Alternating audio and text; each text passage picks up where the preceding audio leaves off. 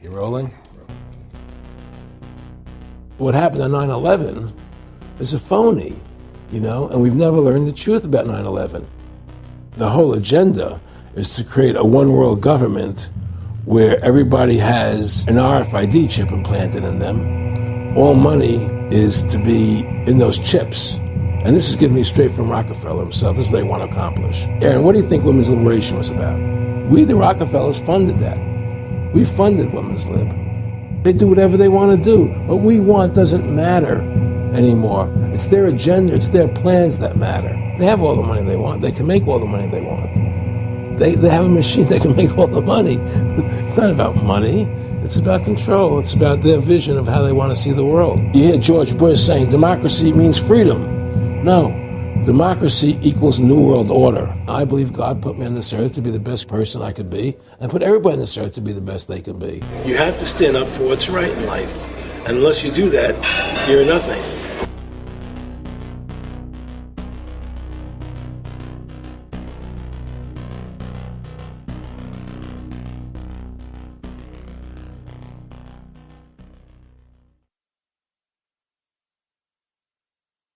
Award-winning filmmaker turned freedom fighter, Aaron Russo was an amazing individual.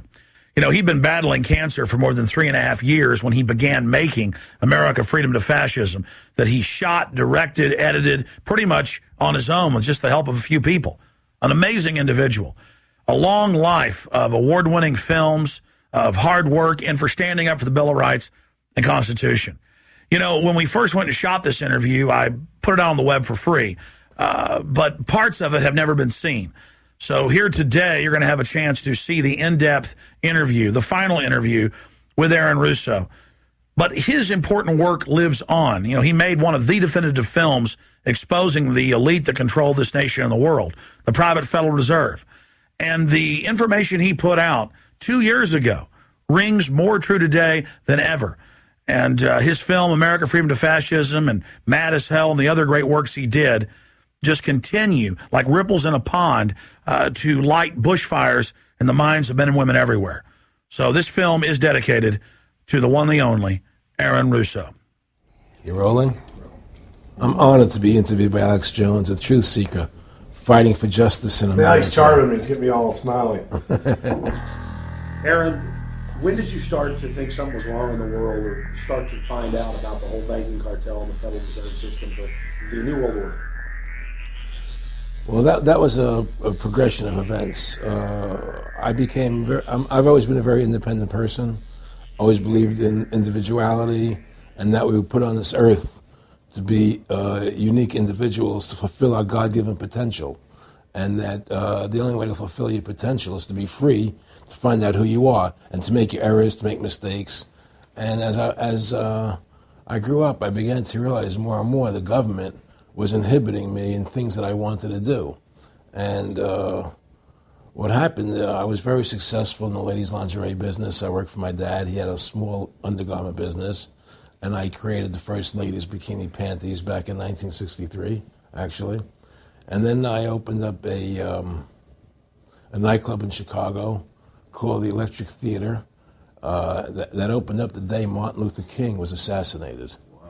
Right, and so the city of Chicago was in flames the day my club opened, and nobody came out to the club. And what happened was that that was the year of the Democratic Convention in Chicago in '68, and so my club became a hangout for the hippies, and because they wanted to go to Chicago and protest what was going on. And I was having a concert at my club one night to raise money. And the police raided the nightclub, my club for no reason at all. And I was standing outside in my office overlooking the street, and I saw all these paddy wagons pulling up in front of my club. And I was a 24-year-old kid. I had no experience at all, really. So what are these paddy wagons doing here?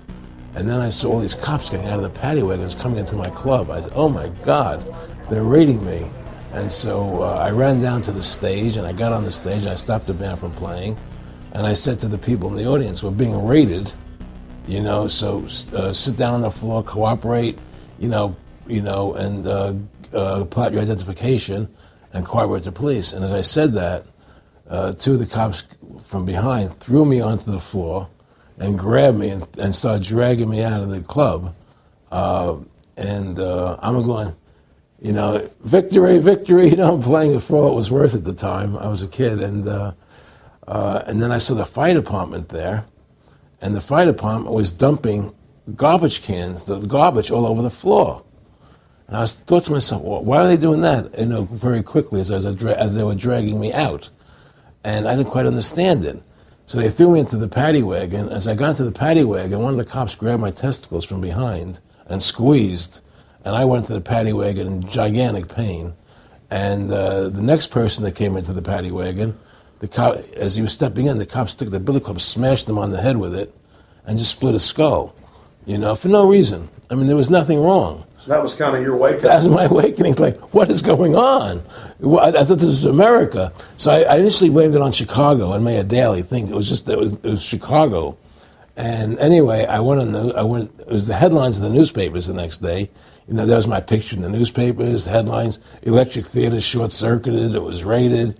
And in the article, they went ahead and they said that the reason they raided the club was because the fire department came there and saw it was messy, full of garbage, and the hippies started attacking them, which was totally not true. Those dirty hippies? It was totally false. It was a complete fabrication. So they ran a false flag on you. They framed you. Yeah, of course.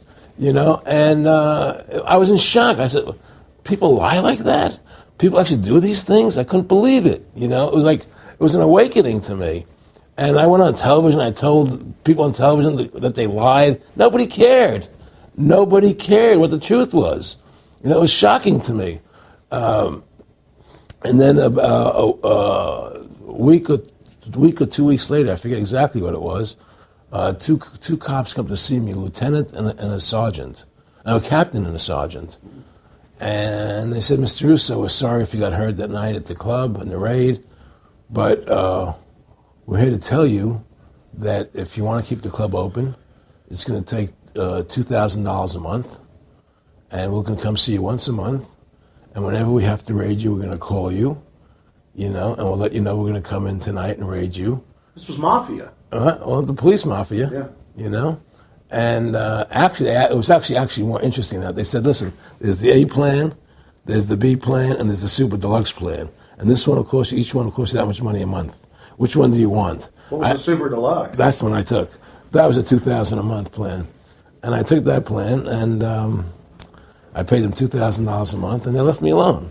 And whenever they were going to raid the club, they would come there, we're going to have a phony raid tonight, just to look good for the people in the neighborhood, So that was your first big education? That was my education into corruption in government, but I really thought that was basically Chicago. I didn't realize it was the whole country was like that. And so that was my wake-up call, that people lie and cheat and steal. And I thought everybody was always honest and nice and decent, and I had no idea about any of these things. Well, what happened with me was that they finally one day they came to me and they said, look, we can't take your money anymore. I said, why, what's up? What's going on? I said, we have to close your club. There's elections coming, and the aldermen in the neighborhood don't want you open anymore. So we can't take your money. So I had to go to court and fight them, and they were trying to close the club. And then one night there was a fire, and the club never reopened again. The club just closed, and that was the end of the club. And they burned me down. And that was the end of my experience. And then I moved back to New York, where I met Bette Midler, and I ran into her at a little nightclub she was playing called The Improv, and I thought she was fabulous. And through a series of events, I began managing her. And as soon as I started managing her, her career took off like a rocket. It was just fortuitous, I guess. And we became very, very successful. And through managing Bette, I started producing shows on Broadway where I won the Tony, and I produced a television show where I won the Emmy with Dustin Hoffman and Bette, and then I produced The Rose for her, where she got Academy Award nominations. And then that led me to producing Trading Places, which everybody knows. I think it's the best Eddie Murphy movie. Well, it's a good one. I don't know if it's the best, but it's a really good one. And I'm very proud I made that movie. And so in my mind, I feel as if I've made a classic comedy in Trading Places. a classic musical in The Rose, and a classic documentary in Freedom to Fascism. You know, so I'm very proud of my work that I've done as a filmmaker. Aaron, why do you do this? What's the philosophy of your life? What do you think life's all about? I think the importance of life is to like yourself. If you don't like yourself, nothing means anything. To like yourself means you have to respect yourself. To respect yourself means you have to take actions that you respect if somebody else did them. And what's the point of living if you don't like who you are? You can have all the money in the world, and if you look in the mirror and you don't like what you see there, what's the point of it? So to me, the most important thing is that I like who I am, and that I take actions that I would respect if somebody else did them. That you live a life of character, honesty, truthfulness, and I believe that a person has the ability to mold their character like a sculptor can mold a piece of clay. You know, there's no saying that a leopard never changes its spots. I don't believe that. I believe people have the total ability to mold their character into what they choose to be in their life, what their ideals are. And that's what I try to do with my life. I am not the same person today as I was 30 years ago. I've changed a lot because I wanted to be something better than what I was before. And my philosophy is that you have to like yourself, you have to be a decent person with character and integrity and honor. And that's what's important. Back in the late 80s, I was a pretty big silver trader and gold trader. And I don't think I've ever told this story on tape before. I was a pretty big silver and gold trader. And I always paid my taxes. And I took what was a legal tax deduction on my silver trades. And a few years later, I think it was 88 or 89 or something, the IRS claimed that what I did, and other people did as well, was now illegal. We couldn't do it anymore. But they made it retroactive. I said, what do you mean retroactive? It was legal then. I did what was legal. I said, yeah, but we're making it illegal retroactively. And that's not good. So you owe us $600,000 or $800,000. For what? It was legal. How could you make something retroactive? Change the law backwards in time. It makes no sense. Well, we're doing it. And so everybody said they can't do that. So we went to court, a class action lawsuit. And the judge agreed with the IRS and said they could do it retroactively. And that's when I knew that there was something wrong in America with the IRS and the system here. You know, Aaron, you were telling me this story last night, and before you even finished saying, in the late 80s, the tax law, I said retroactive. And I knew that because they literally ruined my dad, but he paid. He didn't know. He still thought this was America. And it was legal tax law, what you're supposed to do. They said retroactively you owe, and with not just retroactive, but they said you also have penalties and interest. That's right. So how do you have penalties and interest on something when they retroactively change the law? Well, first of all, they can't retroactively. How can you do anything retroactively? Penalties and interest are a farce. The whole thing, because they do whatever they want to do. And that's when I realized America is not America. It's not the land that I was taught it was. Because they can do whatever they wish to do. And there's nothing the citizen can do about it. Now, you've made America Freedom to Fascism. I want to walk through that film, and I want to encourage everybody out there to get a copy of it on DVD. It was also in theaters around the country, and I think the best film out there on the Federal Reserve and the IRS and the whole banker scam, and I want to discuss that with you here. But I wanted to go back a little bit to the point that we discussed last night, where you don't advise people to not pay. And I do the same thing. People say, well, wait, you're saying it's a scam, but you're saying go ahead and pay it. And I like the way you summed it up. Well, it's really fairly simple. I mean, since making that movie, you know, many people come to me and ask me whether they should pay their income taxes or not, you know, and I never advise people not to pay. And the reason I tell them, I said, look, I've done a lot of research. The Supreme Court has ruled that the IRS has no authority. The 16th Amendment did not give the IRS the authority to tax your labor and your wages. That's a fact. All right, the Supreme Court is the law of the land, you know, and the IRS does not trump the Supreme Court. However, that being the case, the fact is, if the mafia would come to you and say, we want $2,000 a month or we're going to hurt you, I would not advise you not to pay them, because you may get hurt by not paying them. Whether it's legal or not doesn't necessarily matter. You're going to get hurt if you don't. It's the same thing with the IRS. They can hurt you. They can put you in jail. They can torture you. So if you don't pay them, you may get hurt. So I never advise people not to pay. You know, I tell people, yeah, pay your taxes. Look what happened to Congressman Hansen. Yeah, Congressman Hansen's a great example. Pay your taxes. But you know what? Shut down the Federal Reserve System, and eventually you won't have to pay those taxes anymore.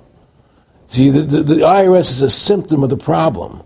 The real problem is the banking industry and the bankers in this country. That's where the real problem lies. That's the root of our problem. Well, that's why we've lost America, okay? So, yeah, pay your taxes, because if you don't pay them, you might get hurt. And I've heard all the arguments, you know, what tax protesters say and so on and so forth. And I don't call them tax protesters. I call them the tax honesty movement, because they're being honest, you know, at least. But the fact of the matter is, you're being forced, you're being compelled to pay it, because you're facing jail sentences, you're facing time, you're facing corruption of the courts if you don't pay, right? And so you pay it, because you just like you'd pay the mafia. But with the mafia, at least you have the government to call and try and help you to get past the mafia, to protect you. Here you have nobody to protect you. The American people are living in a matrix. They don't understand the truth of how things are working in this country, you know? And let me give you an example of what I'm talking about. The very fact is that if you ask 100 people on the street, what kind of government is America supposed to be? 99% of them will tell you a democracy. America is supposed to be a democracy. But that's a lie. That's an illusion. The word democracy is not written into the Constitution at one time.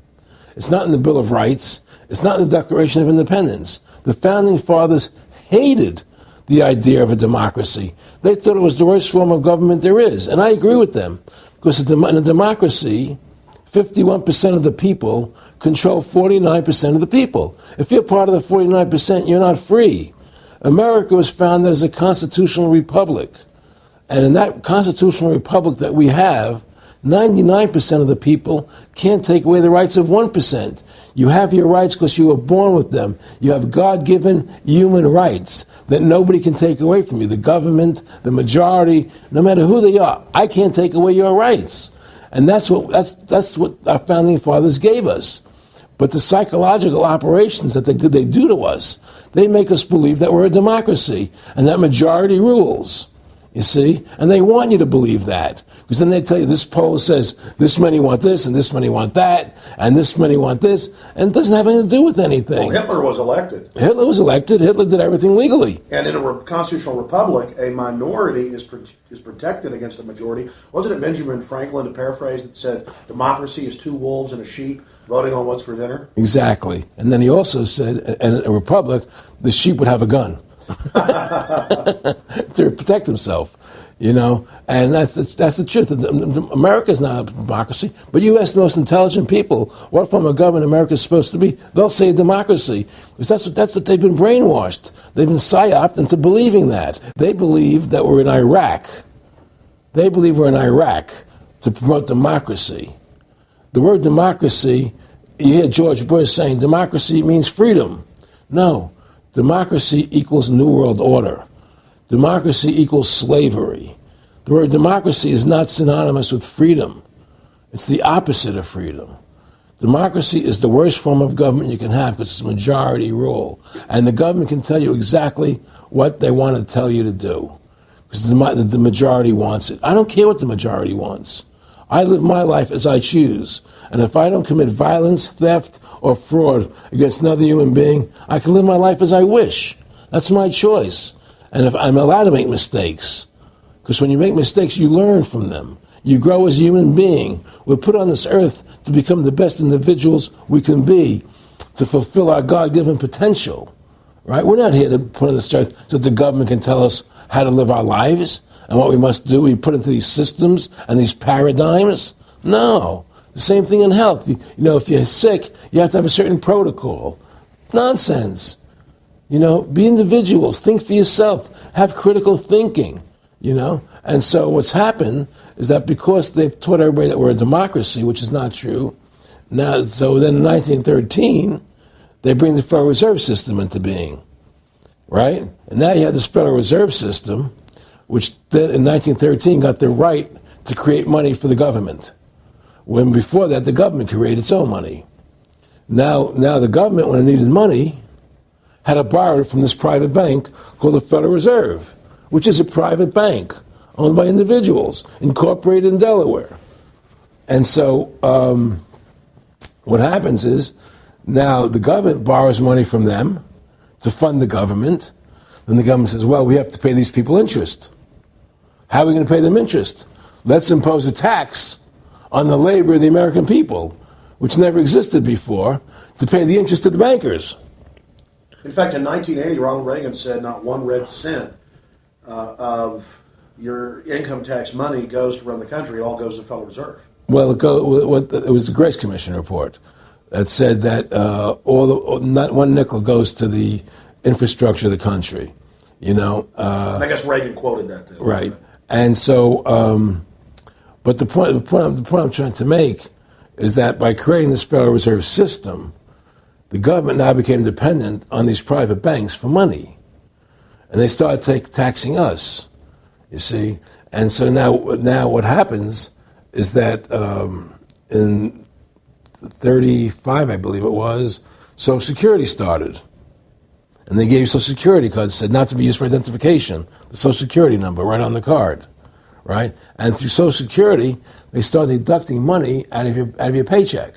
That was the first time they were ever could take money out of your paycheck, because people agreed to it because they thought it was going to their retirement fund. And so then when they instituted the income tax again, they started taking money out of your paycheck because Social Security could do it. And then they could do it again. You see what I'm saying? And so now they've even taken control of the tax payment itself. I mean, literally like you're a slave. They're taking it right there when you make it. Exactly. They don't even trust the public enough to send them a check. Right. So they take it out automatically because they know people aren't going to want to pay it. So what's happened is that through the implementation of the Federal Reserve System, the government has become vested in these bankers, and they get their money from the bankers. And so then they impose a tax on us, which makes us more slaves, makes it more difficult for us to survive, right? Giving them more profits. And now what's happened is that through the Federal Reserve System, the bankers have pretty much taken control of our government. It doesn't matter Republican and Democrat anymore, because they're both the same. Neither one of them are talking about shutting down the Federal Reserve System or stopping the payment of taxes, or any of the big issues that face Americans, right? So I had a friend, Nick Rockefeller, okay, who's one of the Rockefeller family, and he, when I was running for governor in Nevada, he came to me, introduced himself to me through an attorney, and we became friends. We started talking about things, and I learned an awful lot from Mr. Rockefeller. And one of the things that we used to talk about was the ultimate plan of the banking industry, what they wanted to accomplish. And the goals of the banking industry, not just the Federal Reserve System, but the private banks in Germany and England, all over Italy, all over the world, they all work together.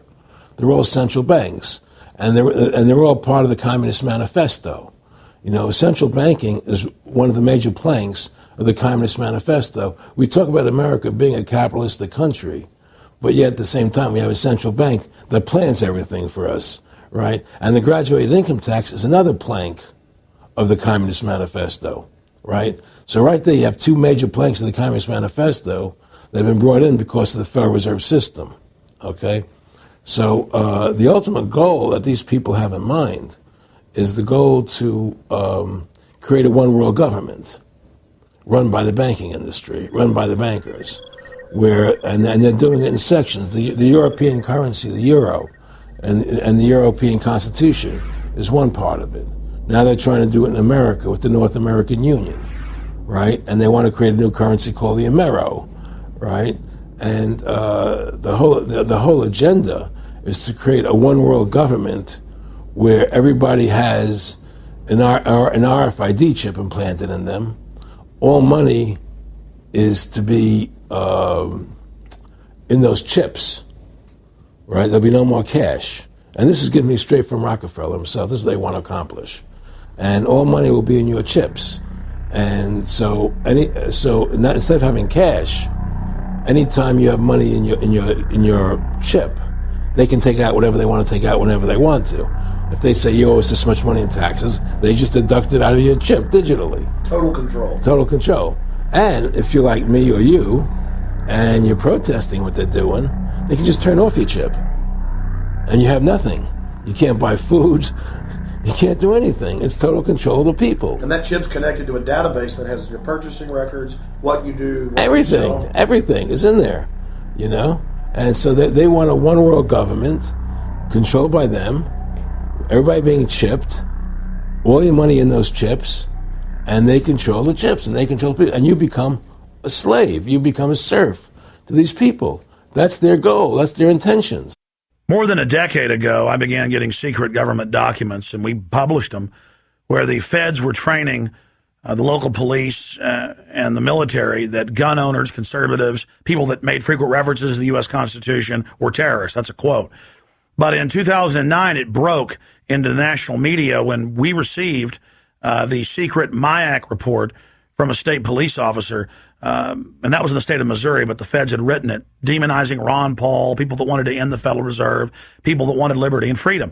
And now more secret reports have been released, like the Department of Homeland Security report, which the feds admit they wrote, that says returning veterans are the number one terror threat in America, that gun owners are part of that number one threat, that people buying ammo are the number one threat. Think about this. You have these private bankers overthrowing the United States, and they're secretly training the police that gun owners and patriots and veterans are the number one threat.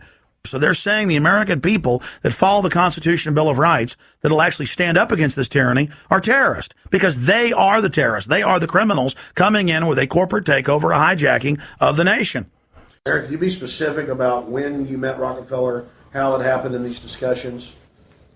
I met Rockefeller through a female attorney I knew who called me up one day and said, one of the Rockefellers would like to meet you. I had made a video called Mad as Hell, and he'd seen the video and wanted to meet me and knew I was running for governor of Nevada. So sure, I'd love to meet him.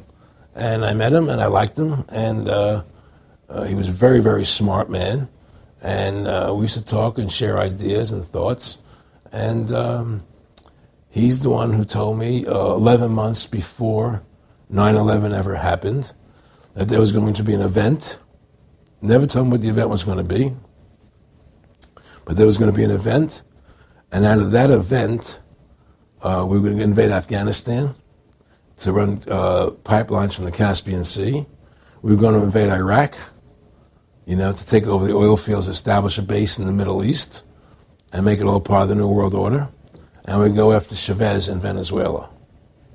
And sure enough, later, 9/11 happened, and I remember he was telling me how you're going to see soldiers looking in caves for people in Afghanistan and Pakistan and all these places, and there's going to be this war on terror, of which there's no real enemy, and the whole thing is a giant hoax, but it's a way for the government to take over the American people. He told you it was going to be a hoax. Oh yeah. There's no question. He says, there's going to be war on terror, and he's just laughing. There's no, who are we fighting? I mean, why do you think 9/11 happened, and then nothing's happened since then? Do you think that our security is so great here that these people who pulled off 9/11, who were able to, can't knock down another plane? Come on, it's ridiculous. 9/11 was done by people in our own government and our own banking system to perpetuate the fear of the American people into subordinating themselves to anything the government wants them to do. That's what it's about, and to create this war, this endless war on terror. And that's why and that was the first lie. And the next lie was going into Iraq, to get Saddam Hussein out with his weapons of mass destruction. That was the next lie. Now, specifically, this was a little over 6 years ago? This was 11 months before 9/11. Yeah. And Nick Rockefeller, he's a lawyer. He's become your friend over the previous years, and he's saying to you that there's going to be this big event, and then out of that we're going to have a war on terror, and it's just going to go on and on. Right, an endless war on terror without any real enemy. That you can never define a winner. And did he say that it's going to be perfect because you can't define an enemy? It just goes on? Yeah, because you can't define a winner. There's no one to beat, so it goes on and on forever. and they can do whatever they want. They scare the hell out of the American public. Look, this whole war on terror is a fraud. It's a farce. It's very difficult to say it out loud because people are intimidated against saying it. Because if you say it, they want to make you into a nutcase. But the truth has to come out. That's why I'm doing this interview. The fact of the matter happens to be that the whole war on terror is a fraud. It's a farce. Yeah, there's a war going on in Iraq because we invaded Iraq.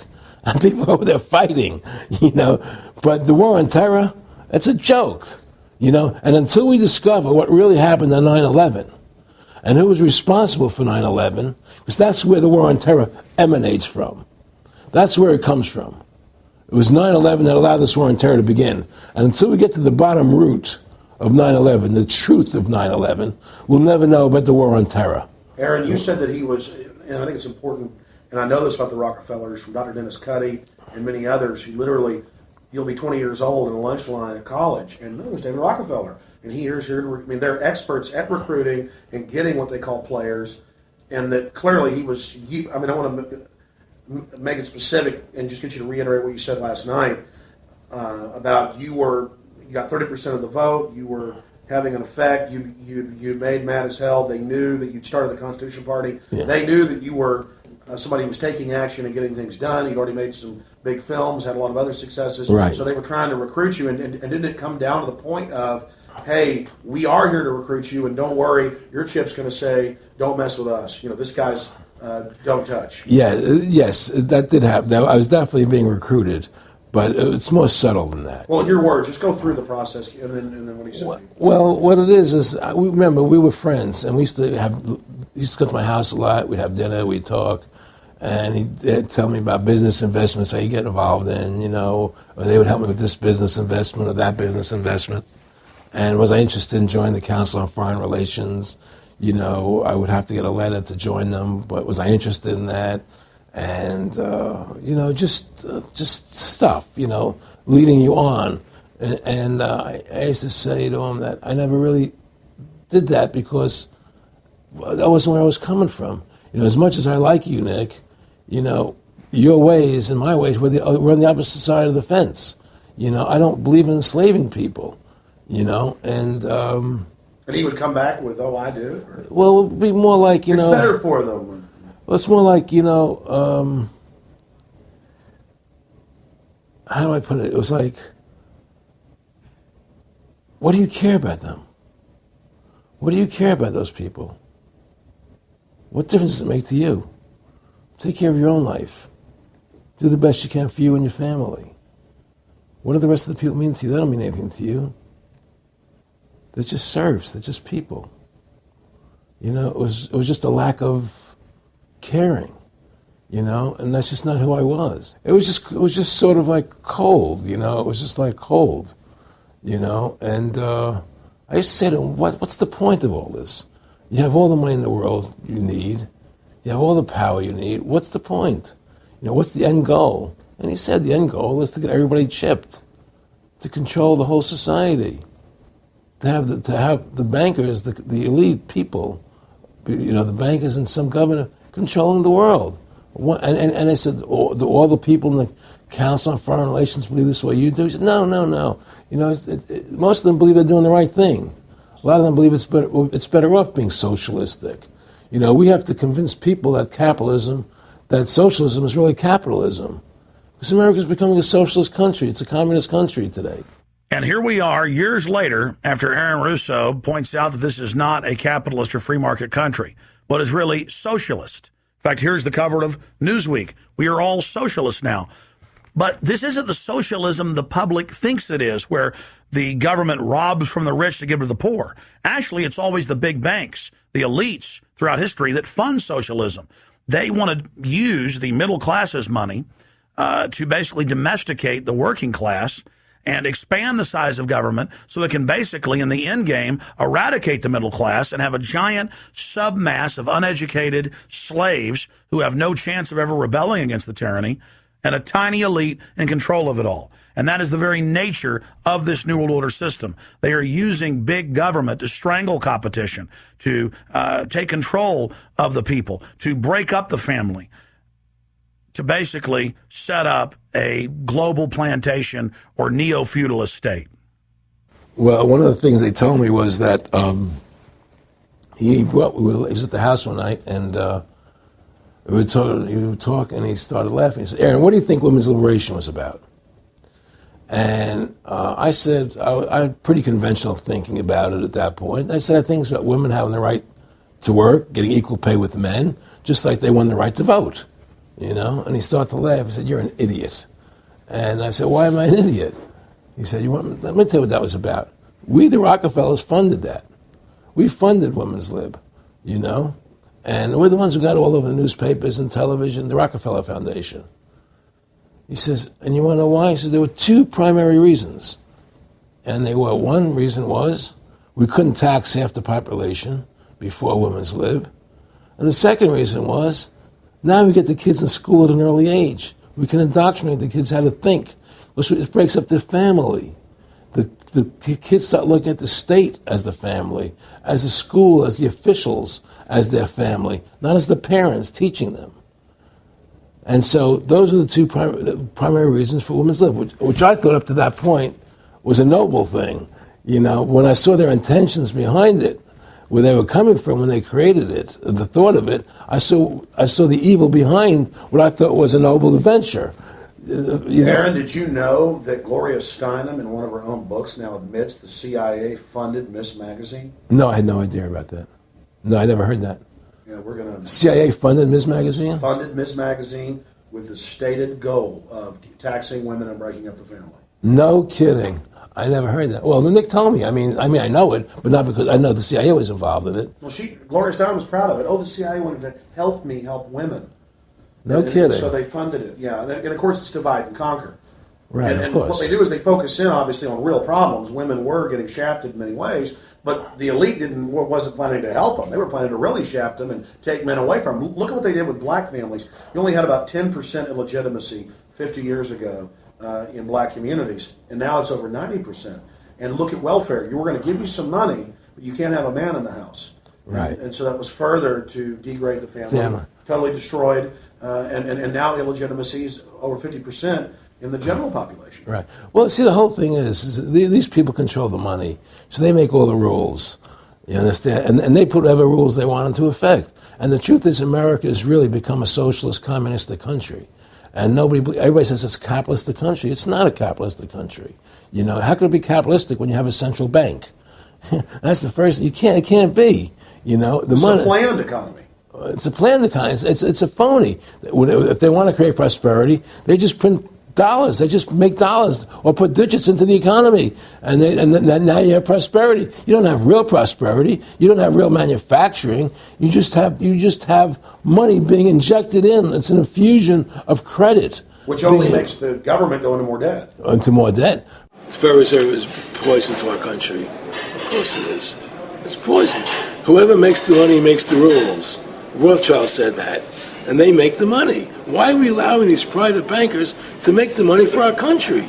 It makes no sense. Why are we paying interest to these banks to make money for us when the government can do it itself without paying interest and without all that debt? There's no answer to that question, and it's the question no politician will raise. Everybody talks about America's debt, how much debt we're in. We're in debt because we have to borrow money. But we don't have to borrow money. They designed it so we go into debt. Exactly. We can create the money and back it by gold so they can't create too much of it. So you don't have the inflation. And do what the founding fathers gave us. But instead, the bankers make the money, they control the government, they buy the politicians, they tell us who gets into office. You have computer voting, that's a fraud. They do whatever they want to do to us. They do whatever they want to do to us. And it has to stop. My friendship with Nick Rockefeller was one where we expressed ideas to each other and thoughts and philosophies, and he wanted me to become part of what they were doing, and for me to become a member of the CFR, and offered various business opportunities for me to get involved in, and for me to not take up the fight or the battle that I've been taking up in the past, to drop that idea, because what was the point of my fighting for the people? I was a guy who was very successful in the movie business, and I saw the truth of what was happening. I try to express it to the people. And rather than having me express it to the people, they wanted me to join their side because I was a mover and a shaker. And rather than me opposing them, to join them. It was real simple. And he tried to recruit me into that situation. And I didn't go for it. Did he get angry when you didn't go for it? No. And, it's like, I remember one time he said to me, you join us, so you have an ID card, Aaron, you have a chip, and your chip will say KMA on it. And I said, what does KMA mean? He said, it means kiss my ass. And anybody stops you, a cop or whatever, and you show them your card or your chip, and they'll know to leave you alone because you're one of us. One of the central pillars of tyranny is that the establishment is exempt from the laws that they pass for the rest of us. We saw it in Rome. We saw it with Hitler. We saw Richard Nixon saying, look, I'm the president. If I break the law, it's not illegal. We saw George Bush and Dick Cheney say that. We see Barack Obama continuing that, saying, I'm not going to give detainees real trials. I'm going to give them secret kangaroo military commissions trials, and we're going to hold them in secret camps, and I've got executive privilege. It's the same thing over and over again. And one example of hundreds that are out there was a story back in April of 2008 out of the Orange County Register. And this backs up exactly what Aaron's talking about with Mr. Rockefeller saying, I got a chip in my hand, kiss my ass. Here's just one example of hundreds. Special license plates shield officials from traffic tickets. And it goes on to say that 996,000 plus vehicles in California are exempt from no insurance, reckless driving, speeding, running through toll booths, running red lights, on and on and on. And who is it? It's state employees. It's federal employees that can go and get exempt. It's police. It's government bureaucrats above the very laws they try to enforce on us. This is tyranny. And so literally all over the nation, they've tried to pass it in Texas but failed. They want it where the police are above the law, where the government officials are above the law, where they have immunity, where they can't be prosecuted for crimes. Congress exempts itself from most of the tax laws and other laws that they put on the rest of us. They're exempt from Social Security, and they get a pension that pays out on average 5 times what citizens get. Again, it's already happening. So the chip in the hand and saying they're above the law under the guise of national security, that's what the 1947 National Security Act and now this whole Homeland Security system is all about. Why are you fighting for the people for? What is that about? The people are just, they have to be ruled. They have to be, the Constitution, what you're standing for is only for a few people. It's only a few individuals that can live that way, and we believe that it's best for society to be ruled by an elite people who control everything. And I said, I don't believe that. I believe God put me on this earth to be the best person I could be and put everybody on this earth to be the best they can be, not to be a slave and a sheep to you and these people. And I don't understand why you want to control everything. What is the need for that, And I asked them, do all the people in the Council of Foreign Relations feel the same way you feel? He said, no, a lot of them think they're doing the right thing. They think that socialism is the best way to go. They think that, that they're doing the right thing. But the people at the top, they all know the truth of what's happening. And that's what it is. So it's compartmentalized within the elite structure as well. Of course it is. I mean, all the people that are in the CFR, was that 2,000-3,000 people? I forget, like Dan Rather. They don't know what's going on. They join the CFR because it's prestigious. They think it's good for business. It's good for this. They don't know what's really happening. The evil that comes out of it, that's emanating out of it, and to me, the biggest evil is what's happening right now, because what happened on 9/11 is a phony, and we've never learned the truth about 9/11. That's the question I wanted to follow up on. He tells you 11 months before there's going to be an event, all this is going to happen. What did you think on the morning of 9/11? Where were you, and did you think about Nick Rockefeller and what he had told you when you saw those towers fall? No, I was actually in Tahiti when 9/11 happened, and I got a call from my son. And my son said, the Twin Towers, they were just attacked, and they were falling down or something. So what are you talking? I was in Tahiti, I was asleep. And he said, yeah, they were hit by a plane, da-da-da-da. And so where I was in Tahiti, there was no television, so I had to run around the other side of the island to a hotel where they had, and it was all on television, you know, and that's when I first saw the stuff on TV about it. And I didn't immediately equate it to Nick, you know, but when I realized that we were going to go into Afghanistan, Iraq, and as that developed, I realized what it was. How could there be a war on terror and actually say that we're having a war against terrorism and leave the borders wide open? If you were the President of the United States, or I were the President of the United States, and 9/11 really happened the way they want us to believe it happened, the first thing you would do is shut down the borders so people couldn't get in the country to harm you. But they left the borders wide open because the bankers want the borders open because they want a one-world government. They want a North American Union. They don't want borders here. The 9/11 was only a manifestation. It was done to create a fear in the American public, right? So that we will obey what they want us to do. And take Richard Reed, the shoe bomber. Here's a guy who was 6'6", ugly as could be. I heard he smelled, okay? He sits in coach on a plane, lighting matches to put his shoe on fire, surrounded by people. It's idiotic. If you were going to blow up a plane, you go into the bathroom, you close the door, and you put your shoe on fire. You're not going to sit there surrounded by people lighting matches on a no-smoking flight. They want you to believe this nonsense. It's ridiculous. 7/7's come out now, and the majority of the British people think it's an inside job, and all the evidence points towards it being an inside job. Yeah, I mean, what happened in London? Yes. All this is nonsense. It's just keep people in fear. It's this endless war on terrorism that doesn't really exist, so people will submit to whatever the government wants them to submit to. Searches, check your shoes, have ID cards, put chips in you, you know, where you become servants to the elite. That's what this is all about, you know? Restore America's republic to what it's supposed to be, get the bankers out of our government, get the bankers out of our government. Government should stop borrowing money from the banks. Government should make its own money, restore the republic, individual freedoms. That's what this country's about. And until we do that, we're gonna be slaves. I mean, to me, I see people like Bill O'Reilly on television, right?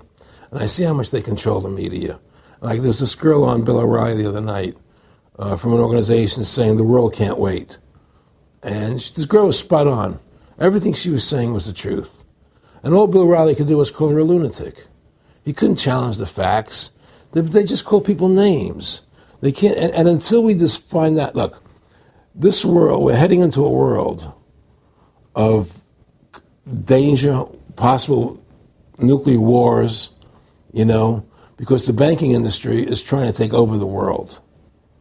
9/11 is the beginning of the war on terror.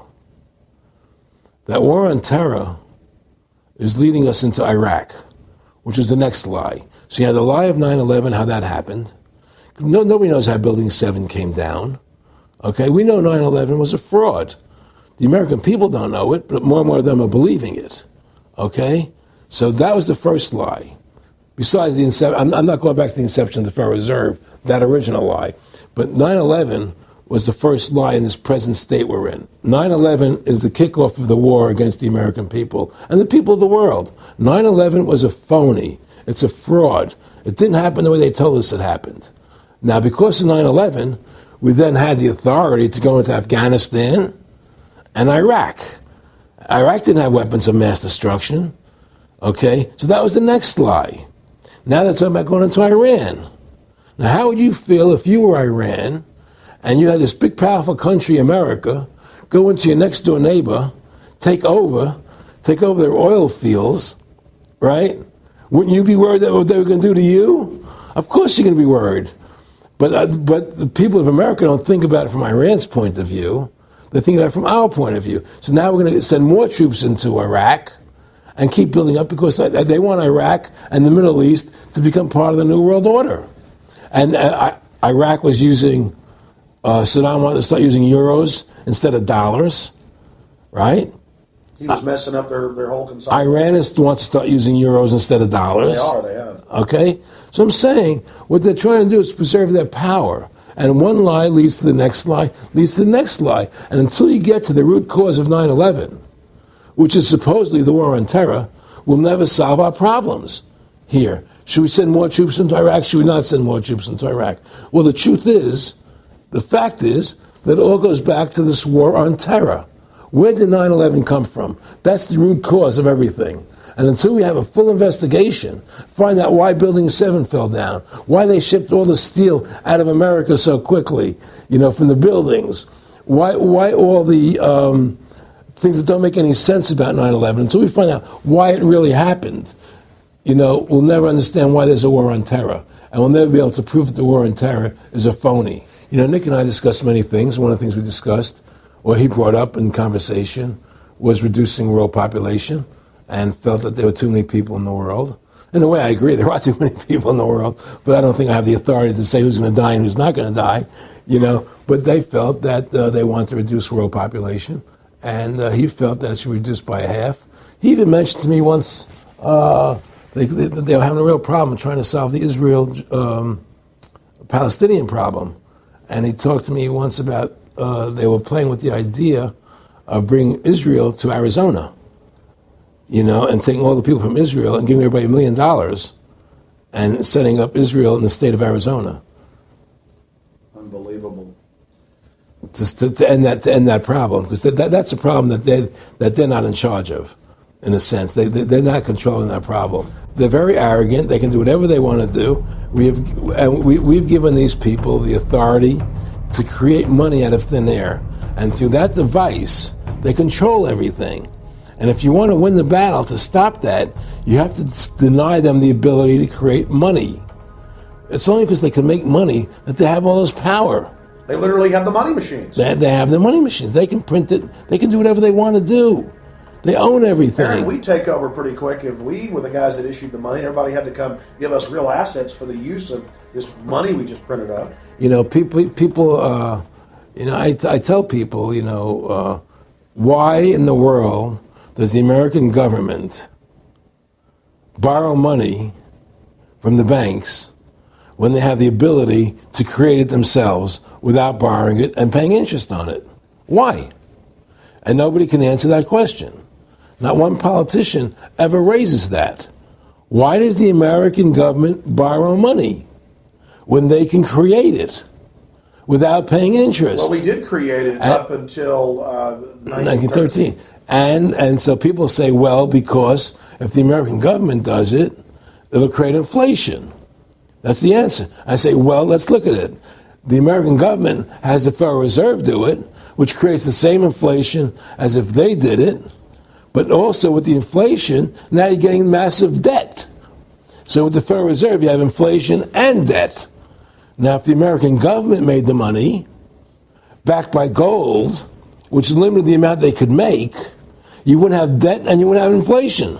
But inflation was only about 50% from the 1780s, I've looked it up, until the late 1800s. And then we have the central banks already trying to cause some panics, which they then used to push the Federal Reserve. And if we look at inflation since 1913 into 2007, it's exponential. In fact, a dollar is worth about 2 pennies to what it was worth in 1913. Former Federal Reserve Chairman Alan Greenspan doubled the money supply from 2000 to 2006. And then Edward Bernanke, the new Fed chief, came in and said he was going to double it again in the next 2 years. And then he said, now I'm going to make the money supply numbers secret. And so now we don't even know. Right. But the evidence is they are just, in the curve of inflation, it gradually grows. And then suddenly at a point, it goes straight up. And it seems it's parabolic, yeah. Yeah, parabolic. But the thing is that the only thing I disagree with you on from early 1800 to 1913, there was no inflation other than during the Civil War. When Lincoln was Well, I'm talking about how much a dollar was worth. And I know it never changed. There was no inflation. In that whole 100 years, there was no inflation. People knew what the money was worth. They could retire. They knew what it would cost them to live their lives out. There was no problem. It was only since 1913 when the Fed came in that we created massive inflation and massive debt. So then what you said earlier, then there really wasn't inflation. There was no inflation. So you don't get inflation when the government issues the money, at least in the U.S. history. Well, not if it's backed by gold. Well, exactly. But I'm talking about, and I did look this up, and I believe that if you look after the country was set up, and some of the things that happened with Andrew Jackson and the rest of it, there were points where it spiked and there were manipulations. There were points, mostly during the Civil War. Yeah. And that's because Lincoln printed so much money. Exactly. That's right. But once that ended, but basically there was no inflation other than that during that short period of time. I mean, a loaf of bread was a loaf, of course, the same thing. People could plan their lives. Today, they planned inflation. Now you have two parents working. They can't afford to pay for their family anymore. The kids are going to state-run schools now. The kids are being indoctrinated how to think. They're being given Ritalin. They're being given all these drugs. The whole country's being dumbed down. It's all because of the Federal Reserve System. And the Federal Reserve System and these bankers are responsible for the demise of America. And if we ever want to win this battle, you must shut down the Federal Reserve System. And we must shut down these bankers and restore sound money to this country. Will you talk a little bit about some of the families that own the private Federal Reserve, the stock in it? And I mean, obviously, you say you're not a big expert on Bilderberg Group, but you talk about how it's the same system worldwide. It is the same families. They meet and kind of set the policy each year, and then it goes to the Royal Institute of International Affairs in England, it goes to the CFR in the U.S., and then these are their management bodies where they wield control, really the de facto Congresses over the nation. So, I mean, I would like to get you to speak some about the families that own and run the Federal Reserve, and if you can't connect it into these other international bodies. Well, I can't speak to those families because I can only speak about what I know for fact. Everything else is speculation, and I don't like to speculate. I know about Rockefeller because I was friends with him. We talked about it, and I can tell you firsthand. What did Rockefeller tell you about the Federal Reserve and their family owning part of it? Well, he said the New York Fed is the main controlling interest of the Federal Reserve System. They control the bulk of it. So the New York Fed is really the Federal Reserve System. Even though there's 12 different banks, it's run by the New York Fed. And the New York Fed is basically the Federal Reserve System. So who's ever running the New York Fed is where, and the families that control it, control the New York Fed. And they're the main engine behind the Federal Reserve System. And that's a wing of the Bank of England. Well, the Bank of England and the Federal Reserve are partners, and the Bank of England is a private bank, and so is the Bundesbank in Germany, and the bank of all the banks of the G8 countries are all private banks. They're private central banks. And look, what happened in Europe? Didn't Europe vote down the European Constitution? Yes. They're still doing it. Didn't they vote down the euro? They're still doing it. They don't care what the people vote. They do whatever they want to do. What we want doesn't matter anymore. It's their agenda. It's their plans that matter. Isn't that prima facie evidence of a tyranny? Well, there's no question we're in tyranny. There's no question we're living in a world where the American citizen is no longer a free individual human being to do the things that they wish to do. We're slaves, and it's getting worse. What do we got to do to bring these people down? In my opinion, you must shut down the Federal Reserve System. And I think that there has to be an uprising. There has to be an uprising. People have to stand up. I can't do it alone. You can't do it alone, Alex. And we need to get a majority of people, not a majority of people, but it was 5% won the war against the British, a highly motivated group. But I agree, people have got to get angry first. I mean, not just, we know it's corrupt and that lackadaisical. We got to get pissed. People don't seem to have the courage to do what they have to do, I want to say you've got a lot of courage. Well, thank you. I don't know if I have a lot of courage. I just have I want to thank you for what you're doing for my family. Well, I have a sense of conscience and I have a sense of justice. I get nervous about what I do, but I do it because there's no other choice. I couldn't live with myself if I didn't do it, But the fact of the matter is, I've ostracized myself pretty much from Hollywood. People are afraid to deal with me in Hollywood a lot because of what I do and the things I say. I don't go along with routines. A lot of people in Hollywood know the truth. They're not willing to stand up and speak about it.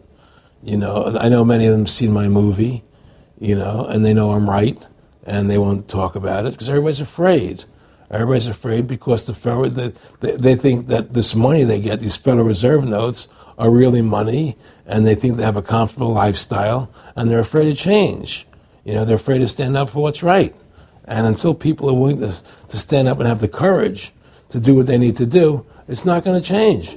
And hopefully, what you're doing, what I'm doing, what other people like us are doing, can affect the change, that people will stand up and say, hey, I've had enough. The thing is, we have one advantage, that they need us to cooperate. See, if we don't cooperate with them, they can't win. And so they always need our cooperation to go along with their programs. So they try to sell us. Right. They try to sell us. Democracy, this majority says this, believe in this, do that. The war on terror, we got to be scared. They're always trying to do things to sell us so that we'll go along with them. And once we learn not to cooperate with them, then we win the game. And that's the point. Don't cooperate with them. Don't go along with the program anymore. Stop it. Join forces. You and I should run for president and vice president and take over this country and bring freedom back to this country. That's what it's like. Two people like you and I, statesmen who believe in freedom, who believe in Thomas Jefferson and the Constitution and the founding fathers to make this country whole again. Because right now it's in the grip of the evil ones, And the only way to stop that is for good men to stand up. Was Edmund Burke said, evil can only thrive when good men do nothing? Yes. Right? We got to do something. That's what it is, Silence is golden, but when it comes to your freedom, it's yellow.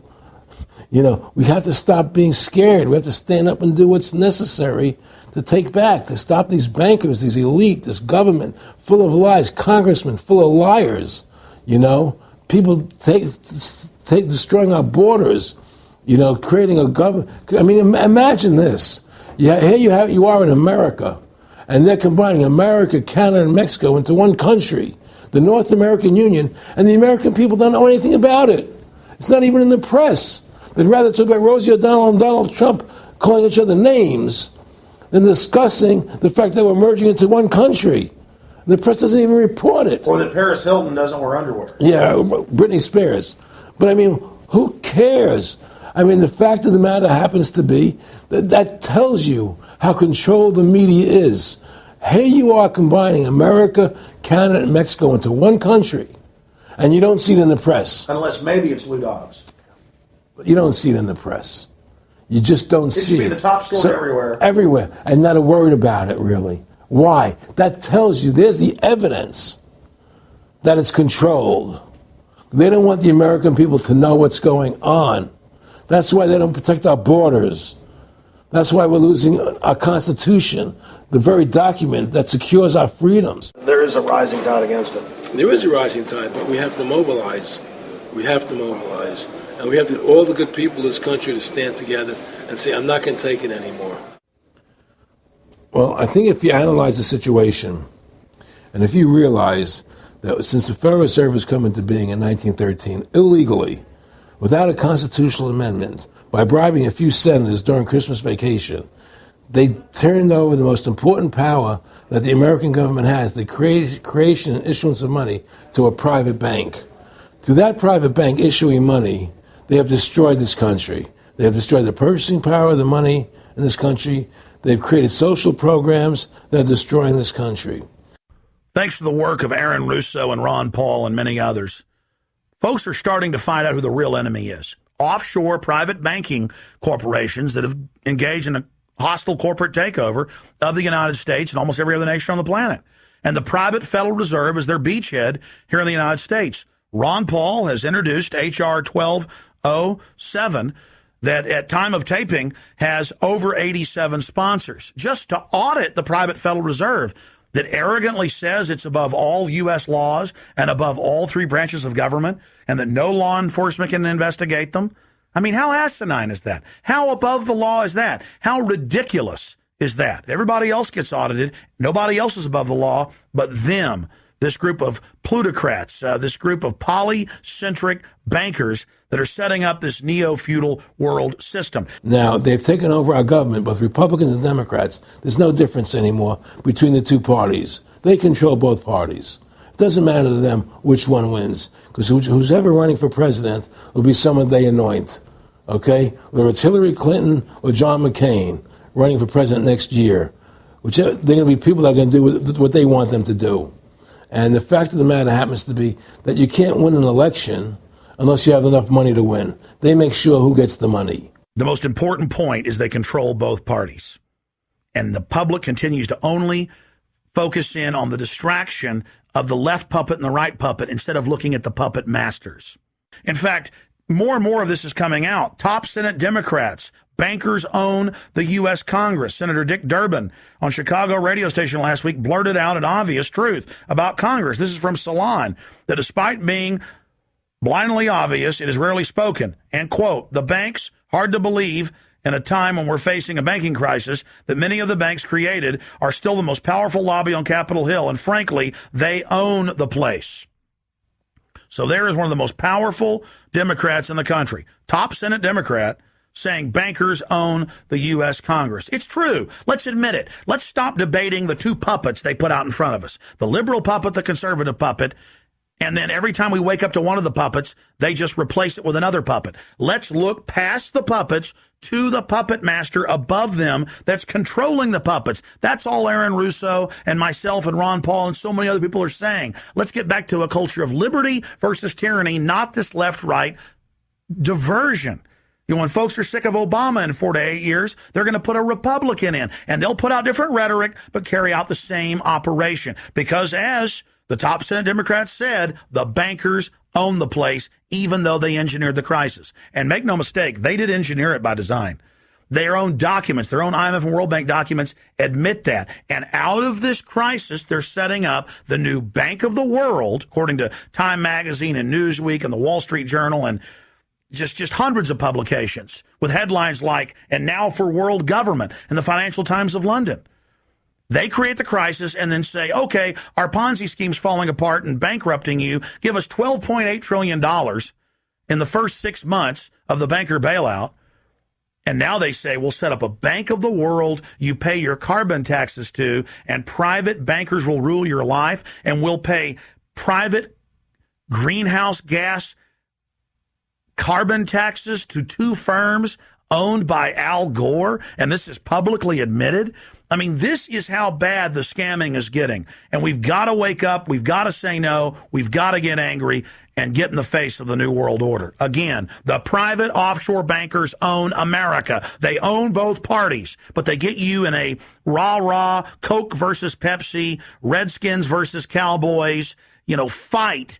And you get in this little political fight as followers instead of looking past that to the actual global elite and what they're setting up. So through these bankers attempting to taking over America, knowing that America was the freest nation in the world, it was necessary for them to take over America, take away our gun rights of freedom to bear arms, and create a country where we become slaves. Because once they take over America, the rest of the world becomes a lot easier for them. And so by creating 9/11, an event to terrify the American people that were being attacked by terrorists, you create a world where there's an enemy that can never be pinpointed. You can never win the battle. It's a 100-year war. It's a never-ending war on terrorism, right? So you're always fighting this war. And through the war on terrorism, which is the 9/11, which is the first lie, then you create the war on terrorism, which is the next lie. Then you create the war in Iraq for weapons of mass destruction, which is the next lie. And it's one lie to the next lie to the next lie. Now it's going to be Iran, the next lie, sending more troops and a surge into Iraq. Think about what Aaron Russo is saying here. The war on terror is a war on the American people and the people of the world. You see, the elites always sell the public on tyranny by attacking a minority that's unliked first, or the outsider. Oh, we're just getting rid of the Bill of Rights and Constitution and having secret arrest and FEMA camps and the Military Commissions Act for foreigners. It's just for them. And now the federal government has been caught saying that gun owners, conservatives, people buying ammunition, they've been caught saying that returning veterans are the number one threat to Homeland Security. And in a way, that's true. People that know about the Bill of Rights and Constitution and know that our country is being taken over and hijacked by foreign banks, I guess they are the threat to the criminals that have done this. That's all the New World Order is a private corporate takeover of the nation states, of the governments of the world. And then these private corporations bring in a tyrannical form of neo-feudalism that they call corporatism or fascism. Mussolini said that fascism should properly be called corporatism. And that's what it is. And they create the socialism to get control of the wealth and to control society. And then they pipe the profits to themselves. So they socialize the general public to get control of us, but it's private above us. It's basically just slavery. Now, think about what Aaron Russo was saying here, and it's absolutely true. This is a war on the American people. They build Homeland Security, they build the police state in the name of fighting foreign enemies, and then they flip it all around to use it against the American people and the MIAC reports and the DHS reports and the rest of it. This whole thing was set up for the people, and Aaron Russo nailed it. It's just one thing leading to the other, and it's always with the event. It's always in the point of taking over more countries, more dominance. You know, making sure the American dollar, making sure the G8 stays in control of everything. And what they want to do is to control the American people, control the people of the world, put RFID chips in everybody, so everybody's a slave to these central banks. Did you ever talk to Nick Rockefeller after he told you all this and then 9/11 took place? No. But he did. I told you, he told me that you're going to see men running around caves looking for Osama bin Laden. You know, you're going to see men looking for, these guys, and they're going to be, They told you it was all going to be bull. It's a phony. The whole thing is a fake. It's a fraud. Was he laughing, or was he just coldly saying this? No, it's more laughing. Cynical. Laughing. It's more like, look how stupid everybody is.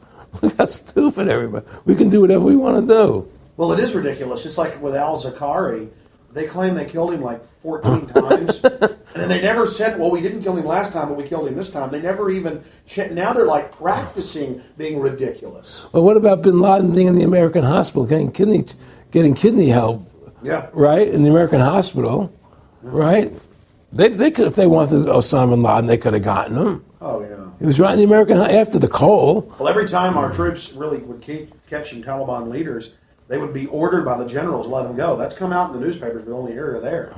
And they kept going, and then Pat Tillman was complaining about it, and then he got shot. I've talked to his brother. Oh, you did? And then he got shot, and there was a big hero charging Al-Qaeda. No Al-Qaeda, somebody shot him in the back. Look, we're dealing with complete evil. We're dealing with complete evil. And until the American people wake up and say, we don't want this evil in our country anymore, and we want to come back to a country of decency and goodness and integrity and honor, we're going down that road. And that's what it's going to take. It's going to take people to stand up and say, we don't want to live in this kind of a world anymore. I believe we should pull all our troops out of Iraq. I believe we should leave other countries alone. Let other countries live their lives the way they choose to. Stop trying to spread democracy around the world, which is the worst form of government there is anyway. Restore our republic to what it's supposed to be. And go back to what the founding fathers gave us, and try and restore the republic. Like the point of everything is that we have to mobilize. Each one of us. You and I can't do everything, Alex.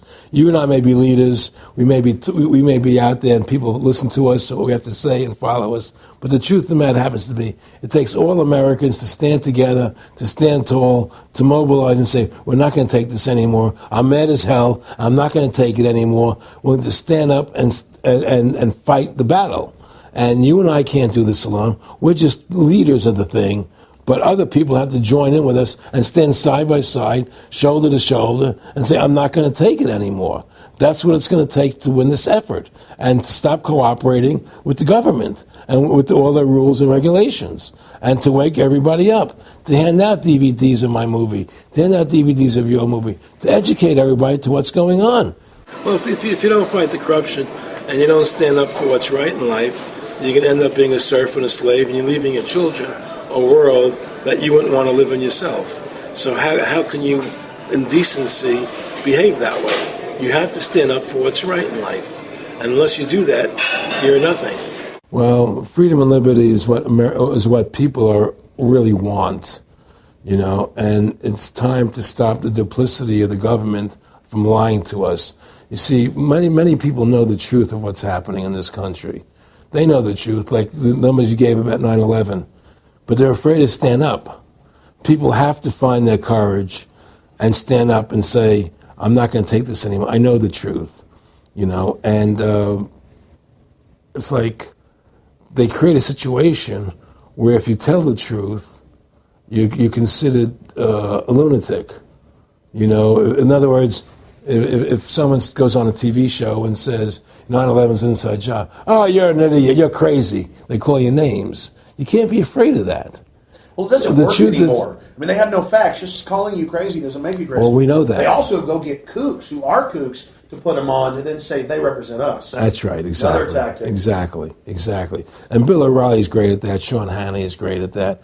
They just put people on who they can dominate, you know. But why do you think guys like that, they're not stupid? I mean, I've talked to people that know them. They know the truth. Why do you think they decide to join the evil? That has to be in their hearts. I mean, I had the opportunity to do that, and then in my heart I couldn't do it. So it has. But I mean, how could you or I consciously be involved in something like putting AIDS virus in black Africans' vaccines? I mean, what the hell? I mean, it's like we're not good guys either. I mean, I don't think I'm like some special perfect person. What the hell's wrong with this elite? I mean, what are they running around doing evil? I mean, they just run around continually doing evil. Well, I think a lot of them think they're doing the right thing. I think a lot of them think they're doing the right thing. Not the top elite, but people within the system, you know. But I think that it's all about, as Nick said to me, it's about control and power. They have all the money they want. They can make all the money they want. They have a machine that can make all the money. It's not about money. It's about control. It's about their vision of how they want to see the world in their eyes. And, you know, you and I believe in individuality, in the person being the dominant thing, the individual being the dominant person. Today we live in a world where institutions are dominant, not people. You know, the American, you know, we the people, by the people, for the people. Now it's we the institutions, by the institutions, for the institutions. People are secondary. It's all about corporations and institutions. And the Federal Reserve is the biggest institution in the world. You know, if you ask somebody what's the biggest corporation in the world, they'll say Google or Walmart or Exxon or something. But the biggest corporation in the world is the Federal Reserve System, right? And all the other corporations feed off the nipple of the Federal Reserve System. Well, it's like the Monopoly game. The bank always wins. It has unlimited money. It's not the people playing on the board. Exactly. The bank owns the board, the box, the right. The shelf it's sitting on. But that's because you gave them the ability to make the money. You have to take that away from them. We need to take the bank away from the private bankers. Exactly. You have to take the creation of money away from the private bankers, and you'll solve 95% of your problems. Well, I mean, look at America. 10% growth rates every year like China's having right now. The U.S. had 10% growth rates until the Federal Reserve took over. And then if you look at that, it all starts really going downhill from there. Well, they destroyed the American worker. What they've done, here's what's happened. The Federal Reserve has created this massive inflation in America, which means that the American worker has to keep making more money to keep up with the cost of living. The more money they make to keep with the cost of living, the less competitive they become in the world economy. So now what happens is we have to pay our workers so much to keep up with the cost of living, saying, well, screw the American worker, let's go overseas now and get the cheap labor.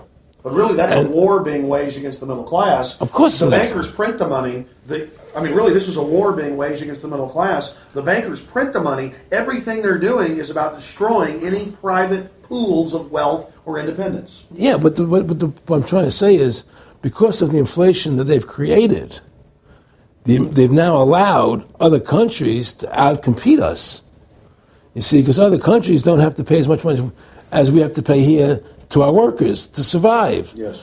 So now we're not competitive anymore. So we've lost our manufacturing base. We've lost our competitive. In the old days, the American worker, you wanted to buy everything American. You wouldn't buy anything from Japan, which was cheap crap. And what does that leave us? It leaves America this military force, and so the elite's giving us a deal. We'll continue to build up your military and give you homeland security jobs, shift your economy over to being the bulldog enforcer of the New World Order. Exactly. You can either do, and by controlling the economy, they force everybody into that position. That's exactly correct. That's exactly correct. And there's no more manufacturing here. We're a service economy. We do nothing. We provide nothing. We provide nothing to the rest of the world anymore. Well, first of all, Freedom to Fascism is a movie that everybody should see, because we show the fraud of the income tax. We show how judges put people in jail for no reason. We show the corruption of the justice system, and we show how the Federal Reserve came into being and how it's controlling society, and how all the central banks of the world are working together through the Bank of International Settlements in Switzerland, which is the central bank for all the central banks, and how they all work together to create this one world government, the one world order, which is what they're trying to do. So Freedom to Fascism is a movie just to get you a good basic education about how the world is really working. And I really want everybody to see that movie. Critical. In terms of the CFR, in terms of compartmentalization, I mean, there are many good people, I believe, that are part of these organizations who don't even understand what the organization's really about. People like when I was in Germany doing cancer treatment, there was a gentleman there who was visiting a friend of his who had cancer, and he was a member of the CFR, and we were talking, and I showed him the movie. He said, "Oh my God, I'm going to resign. I had no idea this was what the CFR was about."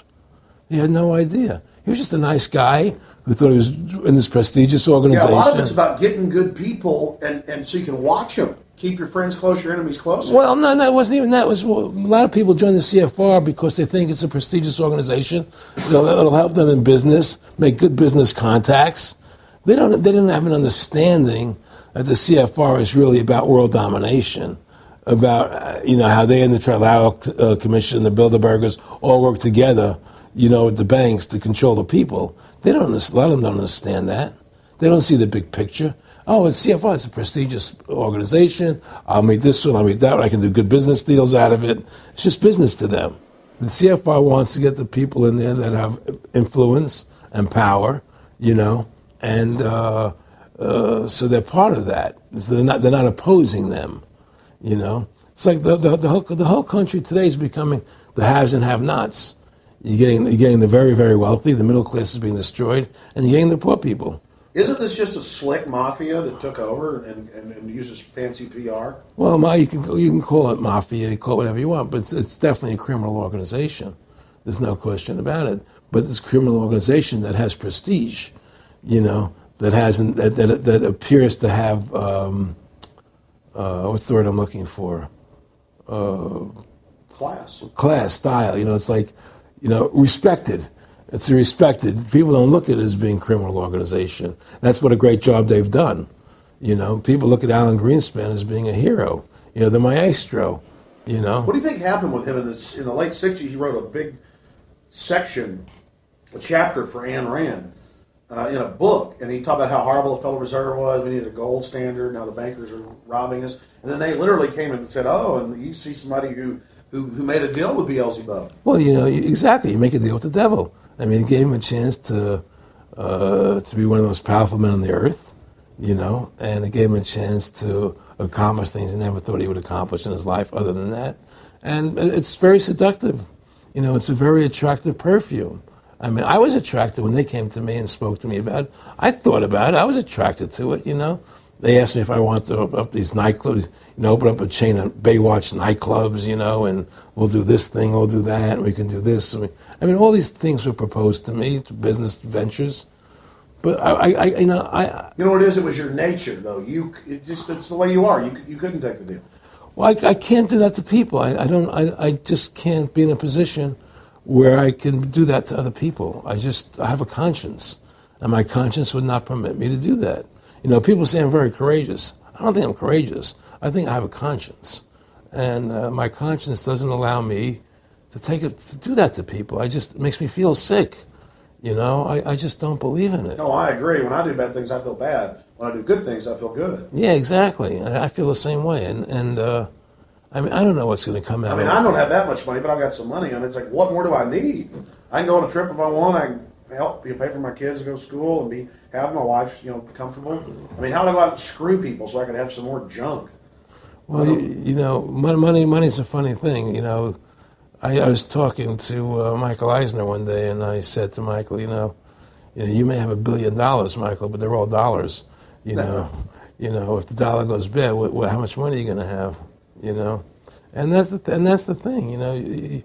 You know, everything is denominated in dollars. Everybody thinks in terms of dollars, but the dollar has no value. And then someday it's you know, everything returns to the mean. Well, really, the whole universe, financial universe we live in, is a matrix fraud. Yes, it is. And that's why it's going to come crashing at some point. And they're going to try and hold it up as long as they can. I mean, whenever they want to manipulate the markets, they can. If they want to send the price to go down lower, they can. If they want to send the stock market up, they can. They do that. There's no more free markets. You don't live in a society where free markets rule anymore. You don't live in a capitalistic society. You know? But meanwhile, they say it's capitalistic right. and free market all day, when really they're waging war financially and politically. Exactly right. Aaron Russo, I want to thank you for this interview. Anything else you want to add? No, I'm happy to do it for you. How about your website? My website, freedomtofascism.com. Go over there, take a look at it, you know. But just, folks, you know, all I can say is, you know, take our country back, restore the Constitution. Don't let these bankers do this to us anymore. Stand up, don't be afraid of them, and do what you got to do, you know. And I have plans in the works, and when I get over my problems, you know, we'll reveal them, you know. And well, I'll be supportive of that. Thank you, Alex. And listen, you've done a great job alerting people to the truth.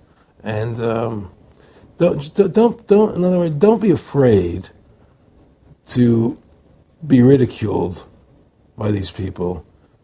You know, if 9/11 was a phony, and I know it was, then stand up and say it's a phony. Don't be scared to tell the truth. Don't allow their their powers of trying to make you look silly to frighten you. What do you think of what Charlie Sheen did? I love what Charlie Sheen did. I was so respectful of what he did. I just applauded him. People saw right through that attack. They flipped a light switch when they went after him. Yeah, but they don't. You see, the thing is that more people don't come out and do it. You know, to build that wave. Charlie did it. I'm really proud of the guy. David Lynch did. But the media was smart and didn't bite this time. Right. I mean, a few people have, but they're not picking up on it because they control the media. James Brolin did on The View. I heard that as well. But again, they're not picking Barbara up. Walters looked like she was about to have a heart attack. But they don't pick up on it. You see, they don't allow it to go anywhere. You know, it comes if someone says something, they let it die. You know, but they keep perpetuating, you know, the war on terrorism. They keep perpetuating all these things that are lies. And because we've given the Federal Reserve the money-making power, they control the media, they control the government, and they're all in bed together. So you're fighting all this propaganda all the time, and it's a very difficult fight. Americans, mobilize. Stand together, stand tall. Tell the government you're mad as hell. No longer cooperate with the government. Do not accept the national ID card. Do everything in your power to restore freedom and your individuality back to America. Stop being a country run by the institutions for the institutions. Let's go back to we the people, by the people, for the people, as opposed to we the institution, by the institution, for the institution. Stand up for your individual rights. Stand up for the godliness that's in each and every one of us. Thank you for watching this historic interview with Aaron Russo. Please don't just stand down after watching this film. Research the private Federal Reserve for yourself. Realize it is the main head on the Hydra that we have to go after. Realize that we can fight the political parties all day, but until we go after the heart, the root of the problem, nothing's going to get better. We have this ruling class of private bankers that issue all this fiat currency, and they have committed unbelievable crimes and have the audacity to claim that they're above the law. Ladies and gentlemen, now more than ever, we don't have a choice. It's us or them. Either the New World Order is removed from power, or the world faces more wars, more tyranny, and a nightmarish police state carried out by these eugenicists. So in the memory of Aaron Russo and every other freedom lover out there in history, and for the future of our children and the species, humanity itself, let's call for grand jury investigations of the private Federal Reserve.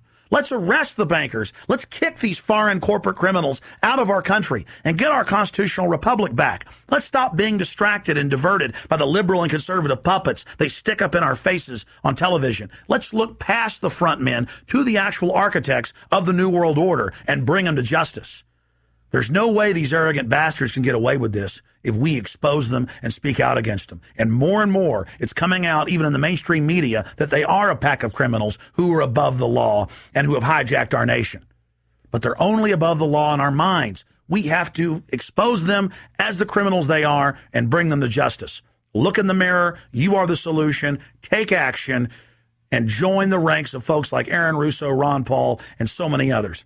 God bless you all, and thank you for watching this presentation. Now spread the word about the true enemy of the people in the Fed, in the New World Order, in the hegemony of private central bankers.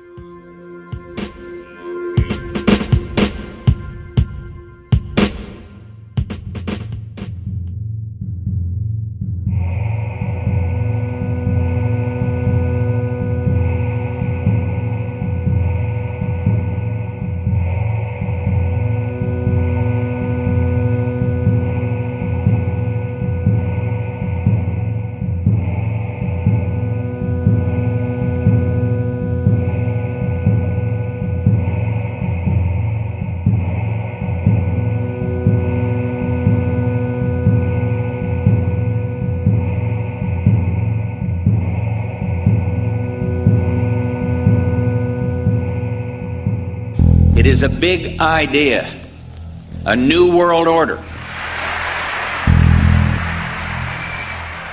In the near future, Earth is dominated by a powerful world government. It's known as the Bilderberg Group. Could their objective be world domination? For thousands of years, their dark order grew. Now, as they hail the birth of the New World Order, their great dream of exterminating 80% of humanity is at hand.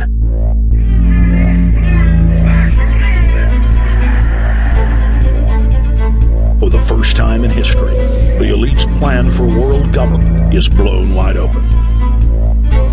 You will learn the secret that drives the entire New World Order agenda. Bilderberg is making great progress toward a world government, and only an educated, informed public can stop them in their tracks. Alex, it's Chalabi, eh? For the first time, all the pieces have been put together. The dots have been connected, and the picture is crystal clear. Earth's ruling elite believe they have discovered the fountain of youth. But before they can attain it, 80% of us must die. A psychopathic technocracy is establishing world government so there can be no escape from their plan.